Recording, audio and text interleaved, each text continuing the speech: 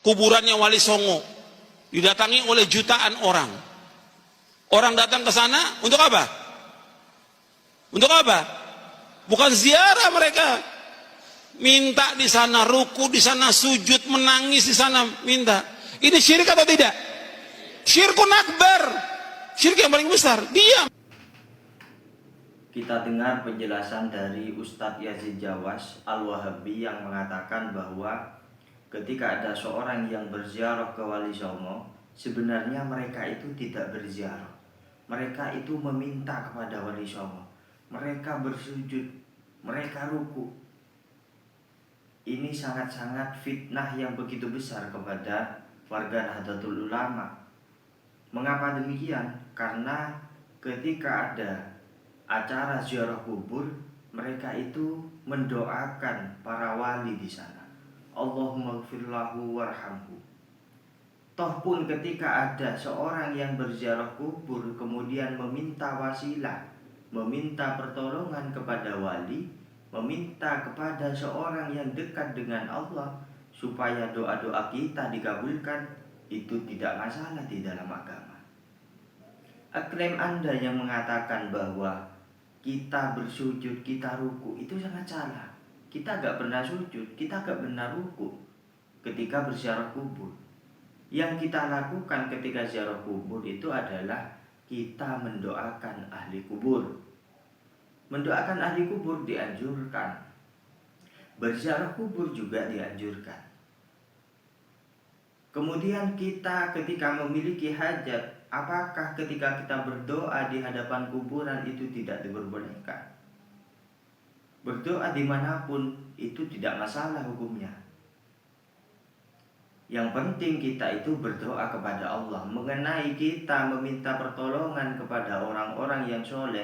Wahai orang soleh, doakan saya supaya saya diampuni dosanya. Itu juga tidak dilarang oleh agama. Bahkan di zaman dahulu sahabat sudah mencontohkan. Ada riwayat dari sahabat Idbi. Suatu ketika sahabat Idbi ini duduk santai di sanding makam Rasulullah. Kemudian datanglah seorang A'rabi. Kemudian A'rabi tersebut berkata, "Assalamu alayka ya Rasulullah." Lalu A'rabi tersebut mengatakan di depan makamnya Kanjeng Nabi, dijelaskan di dalam kitab ini, wa qad ji'tuka mustaghfiran li dambi mustashfi'an bika ila rabbi. Aku datang ke makammu Kanjeng Nabi, tujuan saya adalah supaya Allah mengampuni dosaku dengan pelantara dirimu, dengan pertolongan dirimu, dengan syafaat dirimu. Mustashfi'an bika. Ketika seorang A'rabi tersebut datang ke makam Kanjeng Nabi, apakah A'rabi ini bisa kita katakan bahwa meminta kepada Kanjeng Nabi? Tidak. A'rabi ini meminta pertolongan kepada Kanjeng Nabi supaya Kanjeng Nabi yang dekat dengan Allah bisa memohonkan kepada Allah agar A'rabi ini diampuni dosa-dosanya. Di dalam mimpinya sahabat Idbi tersebut bermimpi Kanjeng Nabi. Faqala ya Idbi. Kanjeng Nabi berkata kepada sahabat Idbi tersebut, Alhiq al-A'rabiyah fabasyarahu annallaha qad ghafara lahu.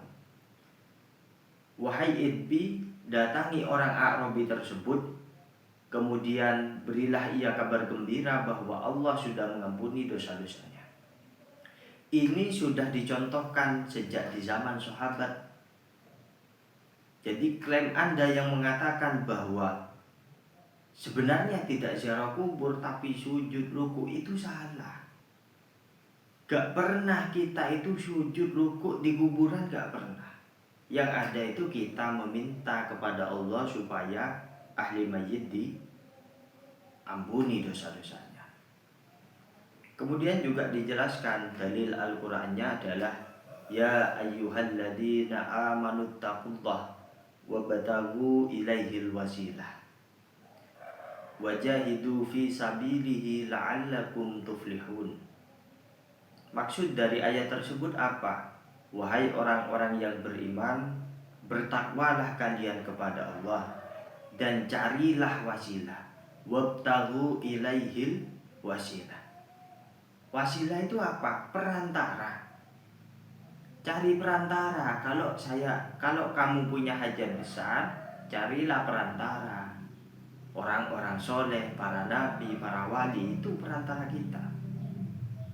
Annal murada, yang dikehendaki oleh wasilah di situ adalah dijelaskan dalam kitab Al-Fajrul Shadiq halaman 53 sampai 54. Yang dikehendaki oleh perkataan Allah, firman Allah yang berupa wasilah adalah al-istighosah bil anbiya wassalihin, yaitu adalah meminta pertolongan kepada para nabi, meminta pertolongan kepada orang-orang yang soleh, meminta pertolongan kepada para wali.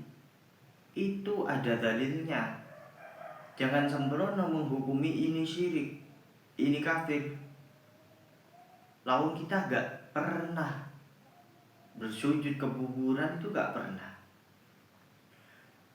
Wa tawassul bihim annahum asbabun wa wasailun linailil maksud wa anna Allah ta'ala huwal fa'il. Ketika kita bertawassul kepada para nabi, ini akan menjadi sebab, akan menjadi wasilah kita untuk mendapatkan apa yang kita inginkan. Yang mengabulkan hal tersebut adalah Allah. Wa anna Allah ta'ala huwa al-fa'il. Jadi yang mengabulkan doa kita itu adalah Allah lewat perantara orang soleh, lewat perantara para nabi. Dalil Qur'annya apa? Ya ayyuhalladzina amanu taqullah wabtaghu ilaihil wasilah. Yang dikehendaki wasilah adalah meminta pertolongan kepada para nabi ataupun orang-orang yang soleh supaya kita mendapatkan apa yang kita inginkan. Bahwa ayat tersebut menjelaskan meminta pertolongan pada nabi yang masih hidup, meminta pertolongan pada orang-orang yang soleh yang masih hidup. Ini tidak dibenarkan pernyataan seperti ini. Kalau Anda meyakini orang soleh yang masih hidup, boleh kita minta doa kepada orang yang soleh masih hidup. Sedangkan orang yang soleh yang sudah meninggal, kita tidak boleh meminta doa kepada mereka. Maka dijelaskan di kitab ini, seorang yang meyakini hal tersebut maka dihukumi syirik. Mengapa demikian? Karena seorang tersebut sudah meyakini bahwa ketika orang soleh tersebut masih hidup, yakin bahwa doanya akan dikabulkan.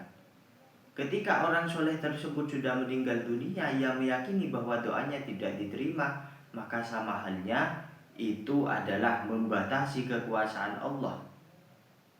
Karena yang mengabulkan doa itu adalah Allah, bukan orang soleh yang masih hidup. Justru keyakinan yang benar di dalam kitab Syawahidul Haq itu dijelaskan, la farqa fit tawassul bin nabi wa ghairihi minal anbiya wal mursalin. Tidak ada perbedaan mau tawassul kepada nabi, kepada orang soleh, itu gak ada bedanya, sama saja. Wala farqa baina kaunihim ahya'an wa amwatan. Tidak ada bedanya mau orang soleh, mau nabi yang sudah meninggal ataupun hidup, itu sama. Mengapa demikian? Li'annahum la yakhluquna syai'an wa laisa lahum ta'sirun fi syai'. Karena mereka itu tidak akan bisa melakukan apapun. Mereka tidak akan memberikan dampak apapun. Wa innama yatabarraku bihim likaunihim ahya'an indallah. Kita hanya meminta tabarruk kepada orang soleh, kita hanya meminta tabarruk kepada para nabi, karena di sisi Allah mereka itu ahya'an. Yang mengabulkan doa kita itu adalah Allah Subhanahu wa ta'ala. Wa ta'sir lillah wahdahu la syarikalah. Adapun seorang yang membedakan Ammal ladzina yufarriqu bainal ahya wal amwat. Seorang yang membedakan antara orang yang sudah meninggal dengan orang yang soleh yang masih hidup. Maka di dalam kitab ini dijelaskan fa innahum ya'taqiduna at-taksir lil ahya dunal amwat. Maka seorang tersebut sudah meyakini bahwa yang mengabulkan doa, yang memberikan dampak itu adalah orang-orang yang soleh yang masih hidup, bukan orang-orang soleh yang sudah meninggal. Wa nahnu naqul, sedangkan kita yang tidak membedakan antara orang hidup dengan yang mati, itu mengatakan bahwa Allahu khaliqu kulli syai'. Yang menjadikan segala hal itu adalah Allah Subhanahu wa taala. Wallahu khalaqakum wa ma taf'alun. Fahaula'il mujawizuna at-tawassul bil ahya dunal amwat. Seorang yang meyakini bahwa tawassul itu hanya terbatas untuk para nabi, orang soleh yang masih hidup, tidak bisa diberlakukan kepada mereka yang sudah meninggal. Maka di dalam kitab ini dijelaskan apa? Hum alladzina dakhala asyirka fi tauhidihim. Mereka sudah syirik, yang meyakini bahwa kalau nabi masih hidup gak apa-apa kita minta doa, kalau sudah meninggal gak boleh. Syirik. Likaunihim ittaqadu taksirul ahya dunal amwat. Karena mereka sudah meyakini, oh berarti yang memberikan dampak terkabulnya doa saya itu berarti orang yang soleh yang masih hidup. Orang yang soleh yang sudah meninggal tidak memberikan dampak. Keyakinannya demikian berarti. Fahum alladzina ittaqadu taksira ghairillah. Maka seorang tersebut sudah meyakini bahwa yang memberikan dampak itu adalah selain Allah, yaitu adalah para nabi, orang soleh yang masih hidup. Fakaifa yad'u al-muhafadzata 'ala tauhid. Bagaimana mungkin kita akan bisa menjaga tauhid kita? Sehingga klaim dari Ustadz Al-Wahabi Al-Jawas itu sangat-sangat salah dan sangat perlu diluruskan. Mengapa demikian? Tidak sesuai dengan ajaran yang sudah dijelaskan oleh para ulama. Sekian, assalamualaikum warahmatullahi wabarakatuh.